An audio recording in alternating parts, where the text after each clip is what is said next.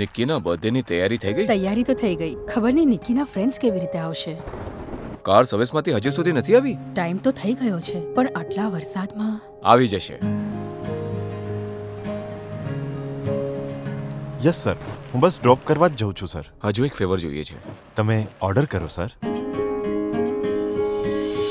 આનંદ ક્યાંય પણ હોય તેઓ ગોતી લાવે છે, દરેક દિલનું જાણે છે આ દિલ. હાય મેમ, તમારી કાર રેડી છે. Just 1 minute.